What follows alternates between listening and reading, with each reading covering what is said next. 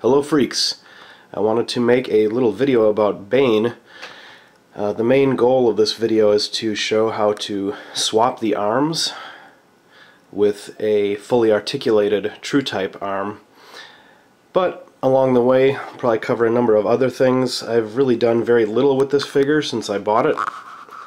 I basically took a few pictures of him without the jacket on and put the jacket on and posed him pretty much like this. I want to make one quick comment about this figure. I love the jacket. At least I like the jacket in the movie. I like that look. And he looks great from the front, but from the side, the problem is he has very skinny legs, as you know, and it's amplified by the width of the jacket and compounded by the thickness of the vest underneath. So he's just got this big bulky body between the padding of the vest and the bulk of the jacket. It just amplifies the skinny leg problem. Now I know that there are custom pants available for this figure. I'm not going that route at this time. What I want to do is abandon the jacket and go with the brown sweater, and again the Truetype articulated arms underneath, so I have more posing options. So first of all, I'm going to take the jacket off. So there he is with the jacket off. It's a decent look for the figure. I'm not a big fan of exposed joints, but here's the real issue I have with the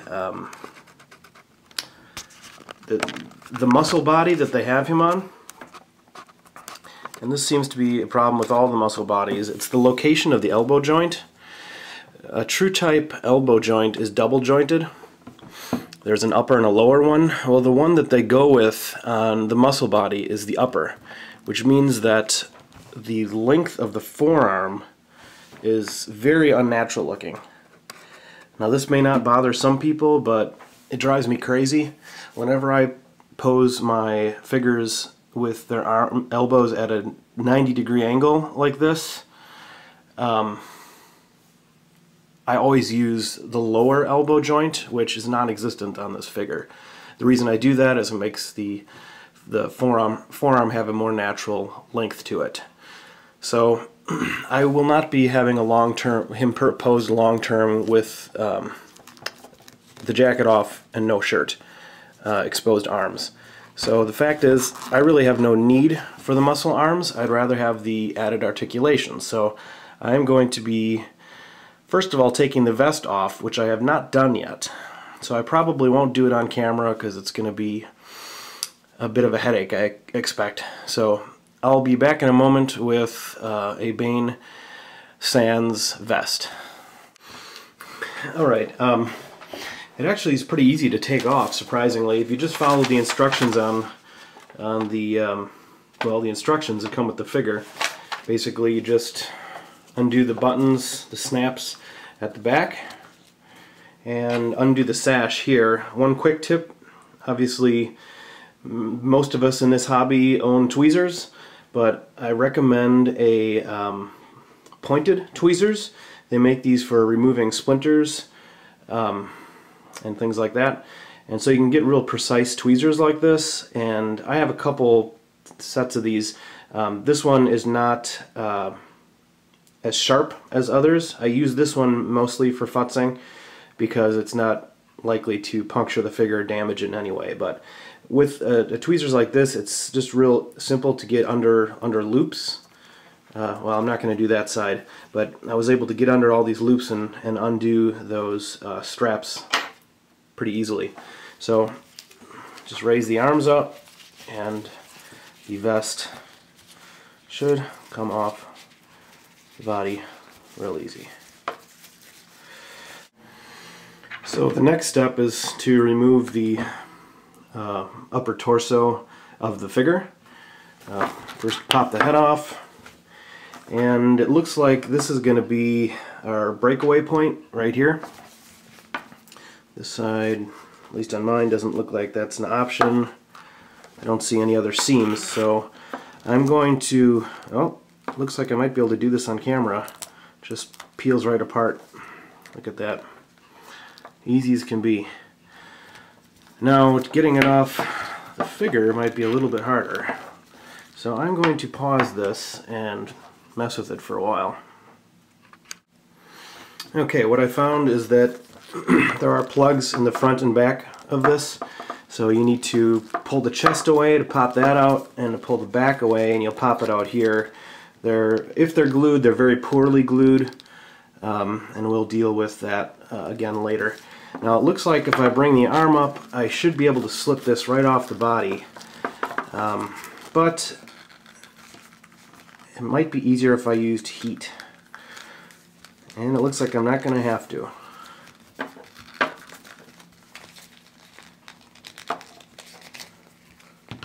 Alright. Hopefully I was in frame for part of that. Anyways, I was able to get it off his left arm, just kind of wiggling it off the body.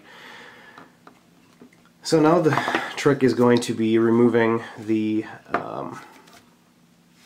muscle arms, and it looks like we need to take out pretty much all the screws. You're not really able to access the screws to the shoulder without taking off the back. So if you don't own one of these small screwdrivers, you ought to. Go to the store and get one right now. But basically once you get those screws off, he just kind of falls apart. So it's 3 screws, 1, 2, 3. Just keep them with that torso so you don't lose them. The little neck piece comes off and the 2 arms come out. This is interesting. It seems to be actually a simpler construction than a regular Truetype. So it's looking like this is going to be easier than I thought it was going to be.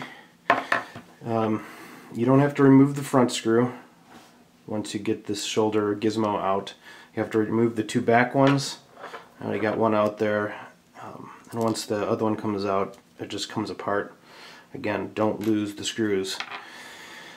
I was going to originally replace this with a advanced Truetype arm, forgetting that I currently have that set up on my interrogation Joker. So I'm not going to use that. I have an old generic Truetype knockoff here, and it's based on the original standard Truetype, so it does have pretty wide shoulders, but obviously it's not going to be as wide as Bane's shoulders. And the first thing you'll notice is that the arms are not nearly as muscular. So that's going to be an issue that I'll deal with later. First, I want to deal with the issue of articulation. So we're going to get this put back together. And in this case, this is going to be extremely easy. My understanding is that you need to actually do some dremeling with the advanced Truetype. With the one I have here, it's like a perfect fit. And you want to have it so that the rounded part of the joint is facing the shoulder, not the torso. I tried putting it together the other way and it just wasn't making sense. And then it dawned on me I had it backwards. So have it facing the torso. And again, in my case, this is a perfect fit. It's nice and tight. It's going to work great in terms of articulation. So once you get the internal structure of the shoulders screwed back in place, they just slip into, and by the way, if this front part pops off, it just slides right into place again. So anyways, this these just fit right into these little depressions.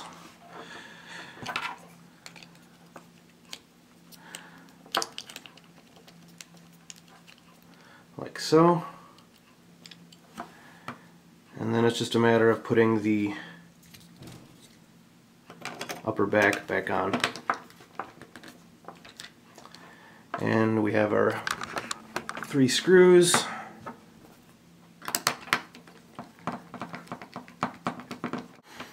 Alright, Alright, I got the other screws in.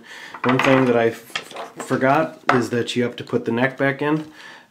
So before you tighten them up all the way, to leave it a little loose, and you should be able to pop the neck back in, and then tighten them all down. So the arms are in place. That means that the time has come to put the torso back on. So raise that left arm, just like you're putting on a vest. And that slides into place.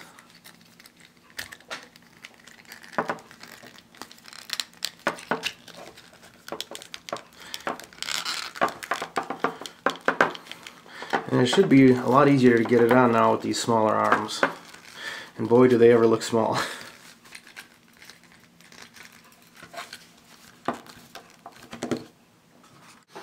Alright, well, I have some bad news for me anyways.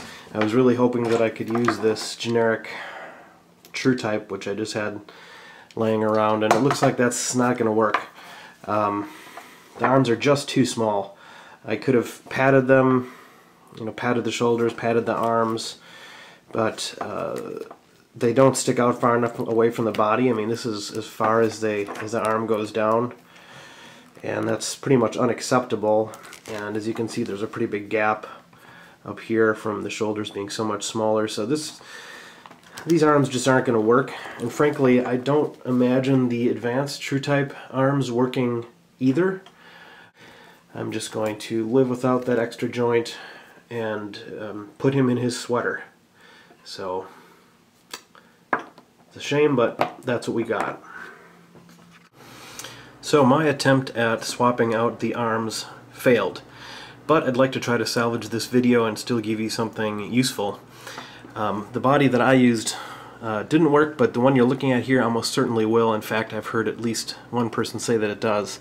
This is the Truetype Advanced Muscular Body TTM20, obviously based on Arnold Schwarzenegger's physique, meaning that the shoulders are designed to fit a wide torso, and you won't run into the same problems that I did with the standard Truetype arms.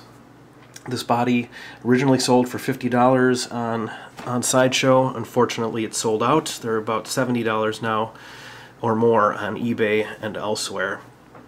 But you're going to follow essentially the exact same procedure that you saw in this video. This body will come apart the same way that Bane's body came apart. You can even see the seam right around here, which I'm assuming will be your breakaway point to take off that rubbery chest, and then unscrew the same screws and just do a simple arm swap. The big detail that you're missing is that on the Schwarzenegger figure there, this disc right here is larger. That's my understanding, meaning that you'll have to sand it. Earlier in the video I mentioned dremeling. I think that's probably overkill. I think that you're going to want to use an emery board and just sand all the way around that disc, and keep checking to make sure that you need to sand more. You don't want to sand off any more than necessary, because you want a nice tight fit in the joint.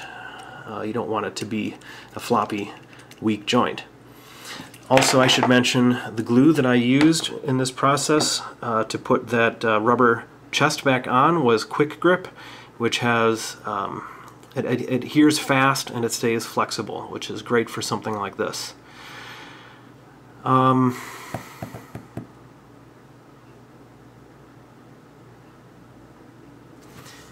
The big advantage to swapping the arms instead of the entire torso is that you get to keep that scar, and more importantly, you get to keep Tom Hardy's physique.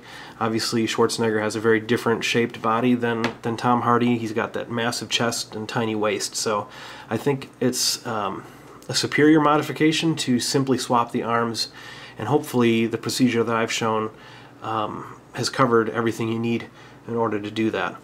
To conclude, I'll show you my Bane. I'm pretty happy with the way he turned out, despite the fact that the mod didn't work. There he is with the stock arms in the sweater. I think he looks pretty good.